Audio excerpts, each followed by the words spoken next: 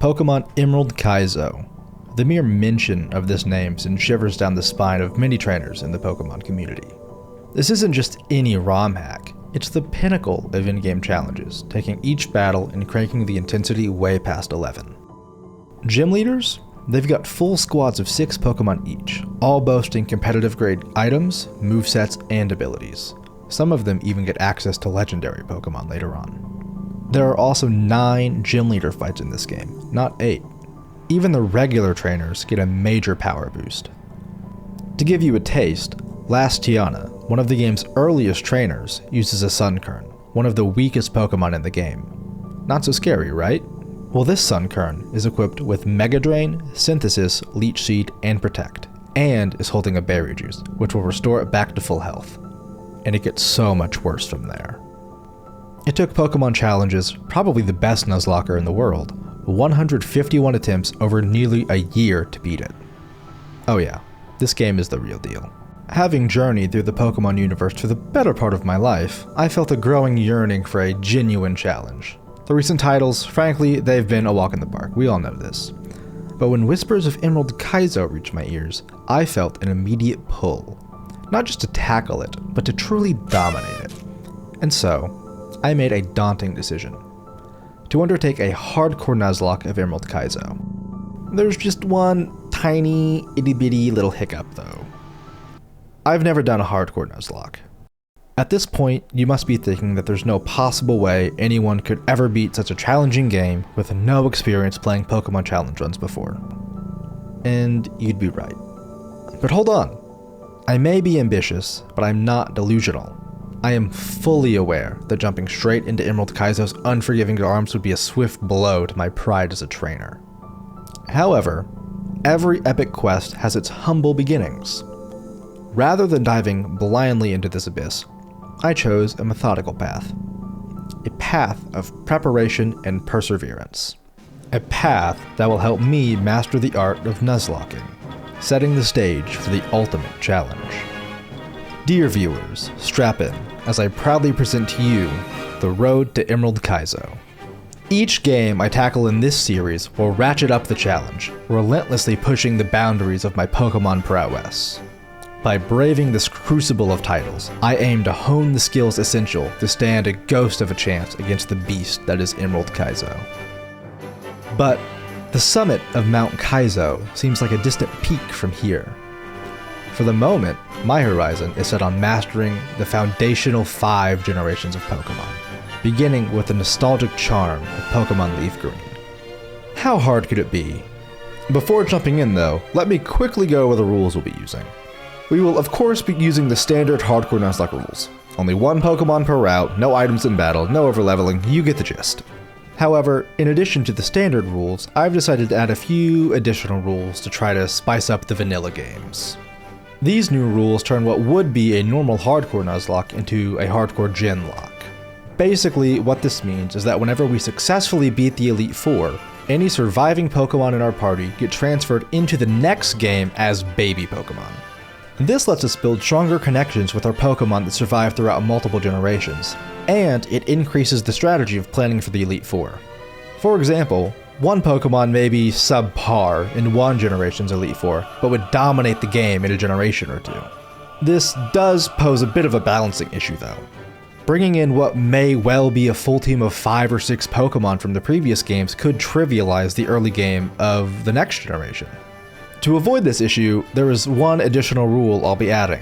All of our transferred Pokemon will be locked at the start of each game and cannot be used. After each gym leader we beat, we can unlock one of those Pokemon, letting us use it for the rest of the run. This additional rule will help balance the gen lock and should prevent us from steamrolling the start of every run. So, with these rules setting the stage and our goals being laid out before us, we are ready to begin. We kick things off by picking Bulbasaur as our starter, since he can pretty effectively wipe the first 2 gym leaders by himself. With him leading the charge, we can strategize and bolster our ranks for the mid and in-game challenges, easing some of the early game pressure. Our initial face-off against our rival ends in our favor thanks to a little RNG magic, and then it's off to Viridian City to retrieve Oak's parcel. He gives us the Pokedex as thanks, but more importantly, he gives us 5 Pokeballs. The Nuzlocke has officially begun. Fortune seems to be favoring us early on. Routes 1 and 2 grant us a Pidgey and a Rattata respectively. But the jackpot? A wild Mankey on Route 22, the best encounter on this route. Getting Mankey here is nice. He serves as a backup against Brock if we can't use Bulbasaur for whatever reason. We quickly move through Viridian Forest, easily beating all the trainers and adding a Kakuna to our party. Now that we're in Pewter, we can face Brock whenever we want. But our team is a little underleveled for my taste, so first, a quick grinding montage. Now that the montage is over, it's showtime. Brock awaits. Common wisdom would have us lead with Bulbasaur. However, in a bid to level up Mankey some more, we set him up front. This move backfires thanks to an unfortunate misclick on my part and a critical tackle from Brock's Geodude. With little choice left, we swap into Bulbasaur, who effortlessly sweeps Brock with a series of Vine Whips. Victory here not only earns us our inaugural badge, but also pushes our level cap to a healthy 21. As we make our way out of Pewter, we're swiftly met with a very harsh reality check. The majority of our team, tragically underleveled, suffer the consequences. The casualties are gut-wrenching. Rattata, Pidgey, Mankey, and Kakuna, all gone. Yet, every dark cloud has a silver lining. Amidst the chaos, we managed to recruit Spearow, Magikarp, and Sandshrew. Doing the math, it's just a net loss of 1 Pokemon. So, things could have been worse, right? The gravity of our losses begin to weigh heavily on us. Our roster, now whittled down to just Ivysaur, Sandshrew, Magikarp, and Spearow, leaves us teetering precariously on the edge of failure. With Misty lurking ahead, Ivysaur and Spearow seem like the only viable contenders for the gym. Ivysaur, in any regular scenario, would have been our trump card against Misty. It's the whole reason we picked it. But our recent losses have made me paranoid. There are potential reinforcements to be found on routes 24 and 25, just north of Cerulean. The most notable of these being a Bellsprout and an Abra. But there is an obstacle in our way. Nugget Bridge. 7 unavoidable trainer battles, including a face-off with our rival. The stakes are high. If we attempt it, we risk losing the remaining members of our team to the rival battle, and simultaneously run the risk of over-leveling them to the trainers on the bridge, making them unusable against Misty. It's a classic rock-and-a-hard-place conundrum. After mulling it over for a bit, I resolve to face Misty head-on with our existing squad. The plan is to rely heavily on Ivysaur, but just to hedge our bets, another grinding session is in order. With that out of the way, we're finally ready to face Misty. We lead with Ivysaur to try and hope for an easy sweep. We are once again graced by luck, as her Staryu only used Harden, letting us waste her Super Potion while taking no damage ourselves. Her Starmie spams Swift against us, dealing minimal damage and letting us avoid getting confused from its Water Pulse. We easily outdamage it with Vine Whip and take the badge. With Misty behind us and the level cap bumped to 24, our path led to Nugget Bridge and eventually Surge. But first, the looming rival fight must be dealt with. We begin the battle with Sandshrew, a clear counter to Pidgeotto. It's able to easily take out the bird thanks to Rock Tomb's speed dropping side effect. Rattata was next. We swap in Spearow to try to conserve Sandshrews HP for Charmander, but in a cruel twist of fate, a critical quick attack obliterates Spearow. We bring in Ivysaur to take out the Rattata, only to instantly swap back into Sandshrew against Charmander as planned. But Charmander wasn't playing by our script. A second critical hit from our rival left Sandshrew teetering on the brink. At this point, we are forced to send out Ivysaur, who has to take an Ember. Things aren't looking good. No one else on the team can take on Charmander, and another critical hit from an Ember will knock out Ivysaur, losing us the run. In a stroke of luck, Ivysaur managed to land a vital Sleep Powder. This gave us the breather we needed. With Leech Seed and Tackle chipping away at Charmander's health, we're able to take it out. All that stood between us and a victory was an unthreatening Abra, who was quickly disposed of. Narrowly avoiding a wipe, we move on to Nugget Bridge, free Bill from his unfortunate fate of being fused with the Clefairy, and move on to prepare for Surge. We unfortunately end up over-leveling Ivysaur while on the way to Vermilion, so we have to box it until we beat Surge. This isn't the worst thing in the world, but not having Ivysaur's bulk in the gym will suck. With that in mind, we start grinding against wild Pokemon and random trainers on Route 11 to bolster the rest of the team to help compensate for Ivysaur's absence. With Sandslash and a Diglett from Diglett's Cave, Surge shouldn't be much of an issue at all. The only move that he has that can hit a ground type is a weak 40 base power physical damaging move. So with Sandslash's high defenses, he should be able to easily carry through the gym. But only if we didn't just wipe to a dude with 2 Magnemites and a Magneton. Alright, whatever. Lesson learned, grinding sucks, rare candies are based. Just like last run, we pick up Bulbasaur to sweep Brock and Misty. We catch a Rattata on Route 2, and we're lucky enough to get another Mankey on Route 22. We get another lucky encounter in Viridian Forest, Pikachu. This is by far the best Pokemon on the route, and it only has a 5% chance of appearing. We're fortunate enough to capture it without issue and get through the rest of the forest to face Brock and Pewter. We quickly sweep him with Bulbasaur and move on to Cerulean City without issue. This time going into the Misty fight, we have a team of Ivysaur, Pikachu, Spearow, and Sandshrew. Our party is even stronger than it was last time. This should be an easy Ivysaur sweep with Pikachu in the backline in case anything goes wrong. We have a strong team and 0 deaths. This is the run.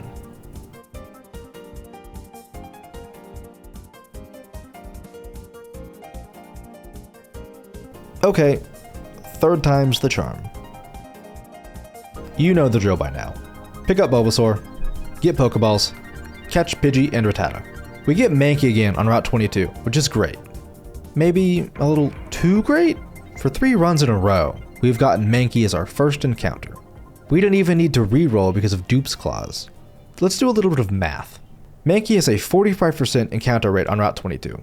That tells us that the odds of getting Mankey 3 times in a row for our first encounter is a little over 9%. With such a low chance of happening, it must be destiny for us to have Mankey on our team. No, it's more than destiny. It must surely be an act of providence from Arceus above. We must be blessed, chosen even.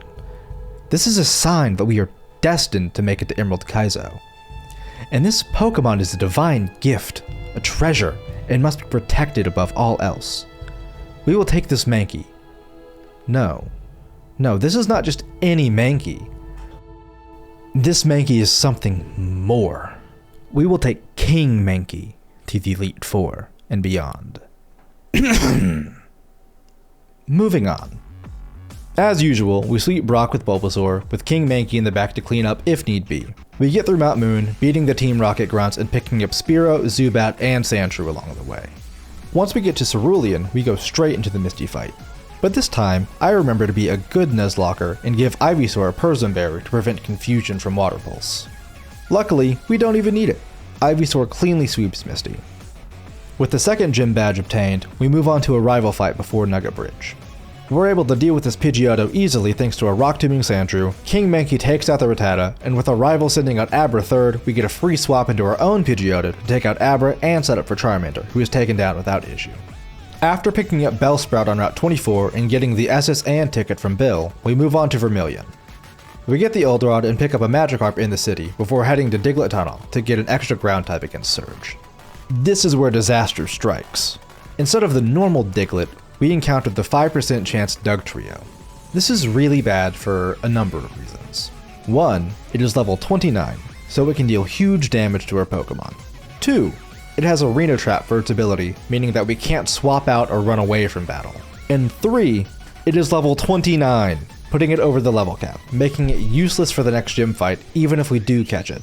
And, well, we unfortunately lose Ivysaur to the Dugtrio. It sucks, but we can instantly replace it with the Bellsprout we picked up earlier. Wanna know what else sucks? How empty my chat is! Look at it, it's a wasteland in there. I'd love it if you'd help make it less barren. I stream Pokemon every Monday and Wednesday on Twitch. And why not subscribe too? If you've made it this far in the video, you'll probably like the rest of the series. Okay, that's my one and only self-shill for the video. Thanks and enjoy the rest of it.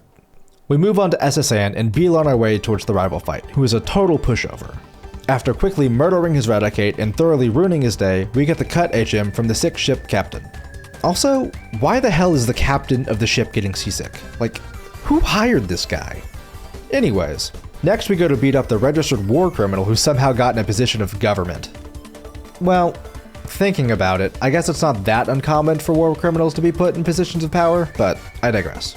After brute forcing our way through the cruel and unusual punishment that is Surge's gym puzzle, we get to beat up a war veteran. Luckily for us, we just so happen to have a Sand Slash, which leaves all his electric type moves useless. On top of that, we can teach him the Dig TM we picked up from the Rocket Grunt back at Cerulean, giving us a super effective move. This should be a clean Sand Slash sweep. And it is. Our Sandslash easily demolishes Surge, getting us the 3rd gym badge and raising the level cap all the way to 29. From here, we move to Rock Tunnel, which we get through without issue thanks to actually using Flash for once instead of Googling the Rock Tunnel map. Upon arriving in Lavender Town, we immediately leave and hightail it to Route 8 where we catch a Vulpix before moving on to Celadon City. The first thing we do is to go take on Erica with our newly evolved Ninetales to raise our level cap before fighting in the Rocket Lair. But we don't end up using Ninetales at all. We easily sweep Erica with our quad-resistant Golbat we picked up back in Mount Moon. With Erica beaten, we can go kick Giovanni and his goons out of the game corner without needing to worry about the level cap at all. After beating up the grunts and making our way through the spinny mazes, we fight Giovanni. We lead with Weepinbell and quickly deal with his Onix and Rhyhorn before being forced to swap after almost fainting to a Mega Punch from his Kangaskhan. But this is no issue for us. No fight is an issue for us. Why?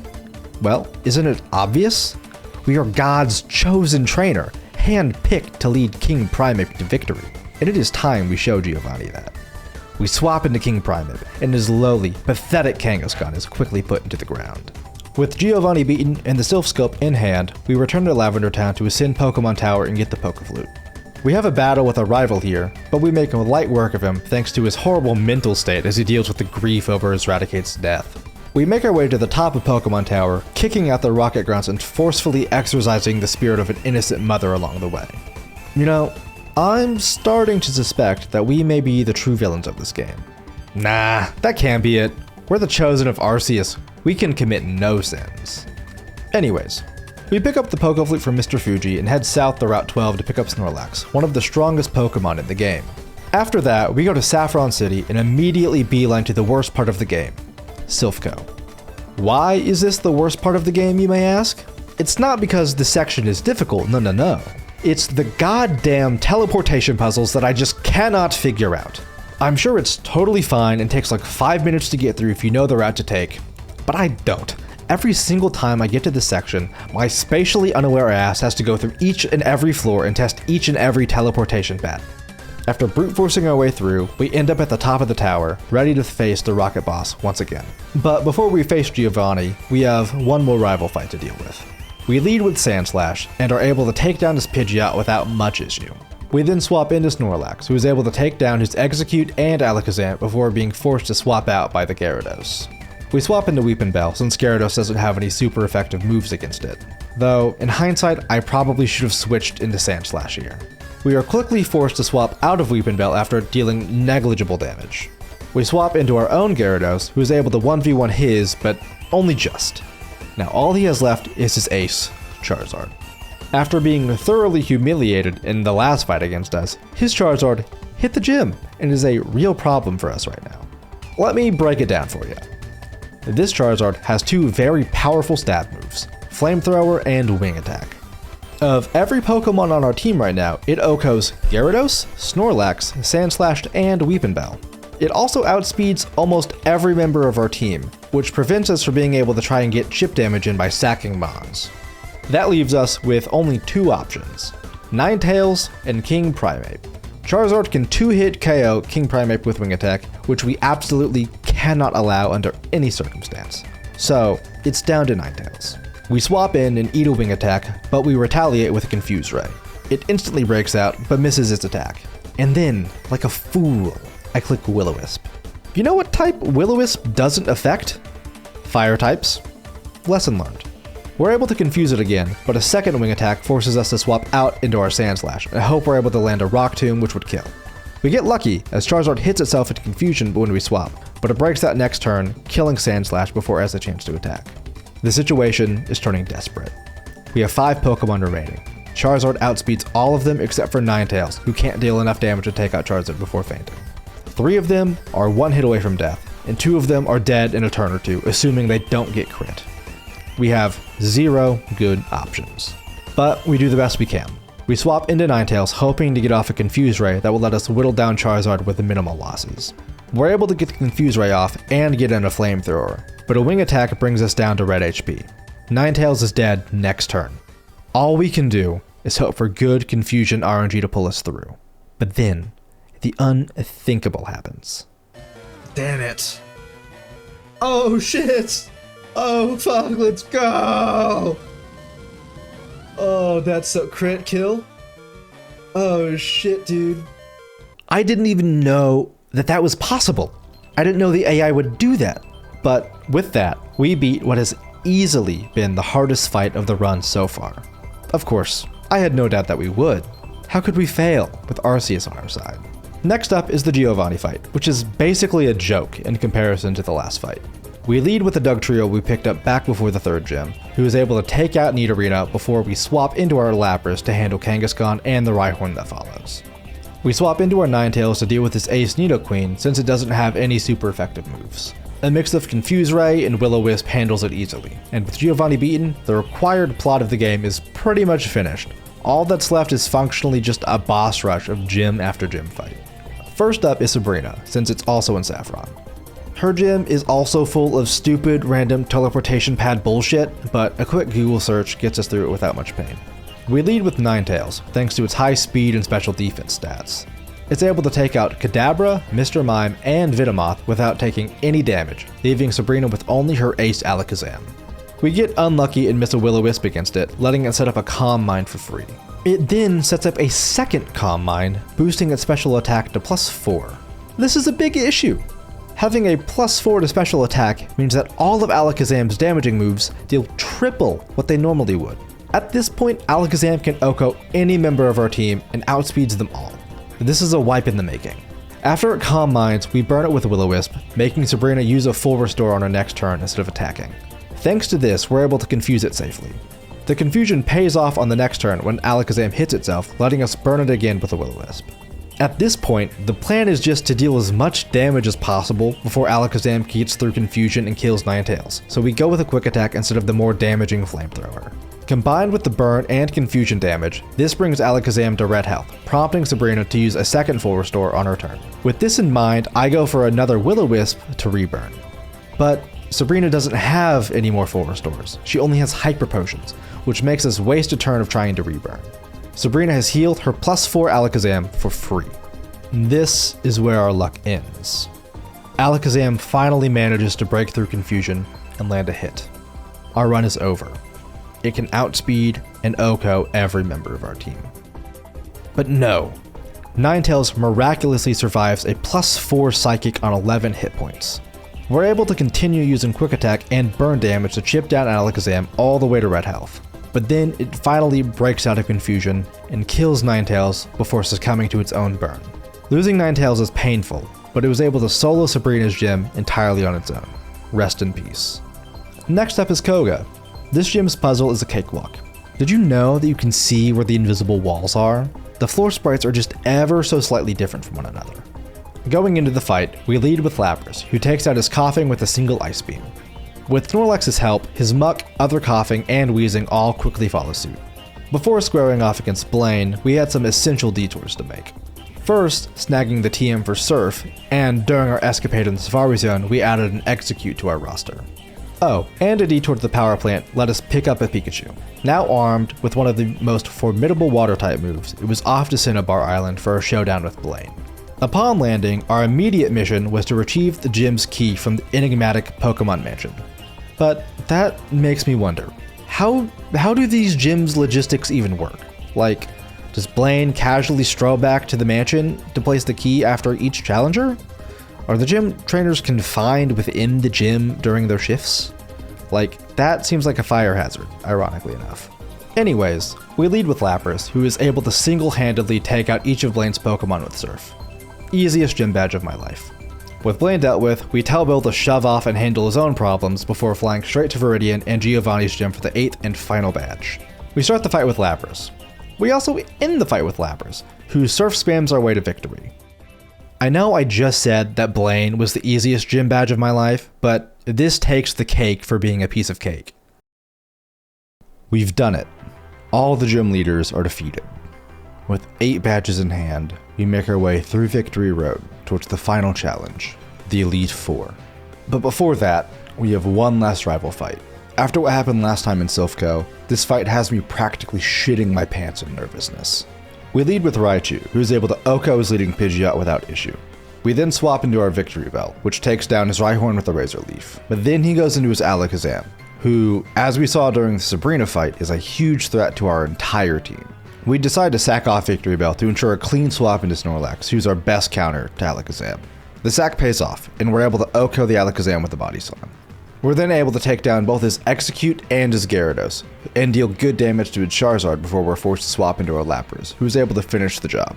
With that dealt with, we continue through Victory Road and make it to the Elite Four without issue. After over an hour of prepping, consulting with chat, and running the calculations, we have our final team. After checking and double checking that there isn't any more we can do to ensure victory, we step through those double doors, the point of no return. I will either complete my first ever hardcore Nuzlocke, or I will start from scratch. We lead with Raichu, who is able to take out Dugong and make Lorelei use her one full restore. Raichu then proceeds to take out her Cloyster, Slowbro, and Lapras, all single-handedly. To play it safe, we swap into our own Lapras to handle her last Pokemon, Jinx, which is easily dealt with. You know, maybe I'm overstressing just how difficult this Elite Four will be. After all, a single one of my Pokemon was able to beat 4 out of her 5 Pokemon that she had, and Lapras ended the fight on full HP. Maybe I was worrying over nothing. Feeling much more confident than I was just a few minutes ago, we move on to Bruno. We lead with Exeggutor, as its combination of Psychic and Giga Drain make it the perfect counter to Bruno's ground and fighting team. We start off by OHKOing his Onix with the Giga Drain, and after that, the dominoes just don't stop falling. Bruno takes L after L and gets totally swept by Exeggutor. The Elite Four is only getting easier. Going into Agatha, we lead with Flareon, as it's the best counter to deal with her lead Gengar, without having to risk our Snorlax getting hit with a Toxic, which would be devastating. Flareon is able to deal with the lead Gengar without issue, and is able to deal a sizable chunk of damage to her Golbat, before we switch out to Lapras to finish it off. Lapras proceeds to take out the following Arbok with a crit Surf, but we're forced to swap into our own Snorlax after being Hypnosis Nightmare stalled. As soon as Snorlax comes in, it gets poisoned from his Sludge Bomb. Snorlax's only way to hit Gengars with Surf, which only slightly doesn't do enough damage to take out the Gengar, forcing us to switch into Raichu to take a Sludge Bomb and kill it with a Thunderbolt. We then OHKO her last Haunter, ending the battle. Agatha has been far and away the hardest Elite Four fight so far, but there haven't been any deaths, and we only have 2 more fights to get through before the Nuzlocke is complete, and I can officially call myself a hardcore Nuzlocker.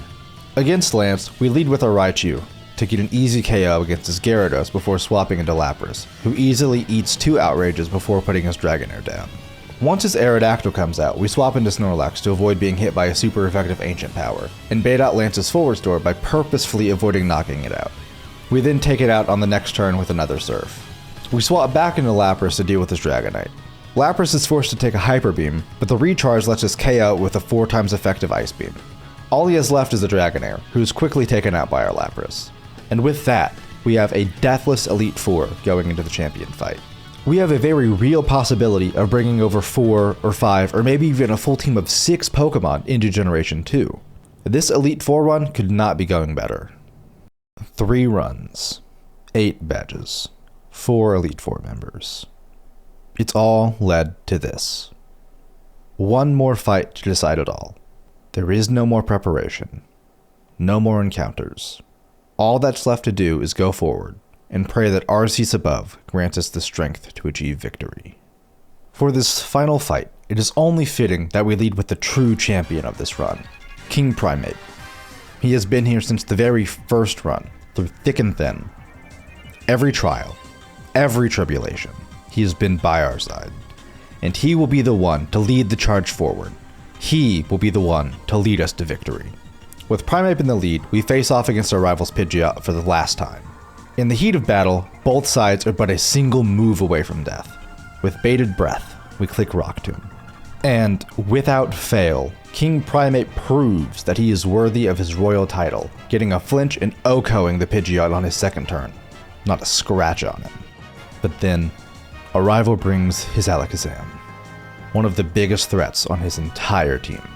We need to bring out Snorlax to deal with this thing, but a single crit Psychic could spell doom. It could mean a wipe, knowing that his role has been fulfilled, and that his men will continue on to win the fight. King Primate lays down his own life. He sacrifices himself, so we're able to get a clean switch into Snorlax. It is with a heavy heart that we lay low the beast that has slain our king, but we must push on to victory, pushing through with nothing but grief and rage, Snorlax is able to take out a rival's Exeggutor. After Rhyhorn comes out, we swap into our own Exeggutor to eat an Earthquake and kill the Giga Drain. We swap into Lapras after Gyarados rears its ugly head, eating multiple Thrashes and forcing the coward that calls himself champion to use a full restore, before pitifully being defeated. All he has left is Charizard. After our encounter at Silph Co, I cannot help but be wary of the power this creature has. After some deliberation, it's decided that the best course of action is for Lapras to follow in the footsteps of her king and join him in the halls of Valhalla. We get a clean swap into Raichu, who is able to finish the beast off with 2 Thunderbolts. And with that, it's over. I've won. We are ushered into the next room and inducted into the Hall of Fame. I can officially call myself a hardcore Nuzlocker now. But why do I feel so empty? It feels like I've accomplished nothing. Not in the grand scheme of things. This is only a single game. Only one of 12 challenges. And it's the easiest of them all. It took 3 attempts, 6 deaths. We almost had 3 more wipes from our rival fight at Silph Co, Sabrina, and the champion fight. No, this meager victory is no cause for celebration. Not yet. There is still a long road ahead of us yet. And I hope that you'll join me for the ride. Thanks for watching. To give you a small taste, Lass. But Charmander wasn't. We get through Mount Moon, beating the rocket drunks. I mean, maybe. We're able to do. Jesus Christ. One is it. And it is. Our Sandslash easily. I will either. Ugh. Okay. After our encounter at Silph Co, I cannot help but be wary of the creature this power has. Wait, what?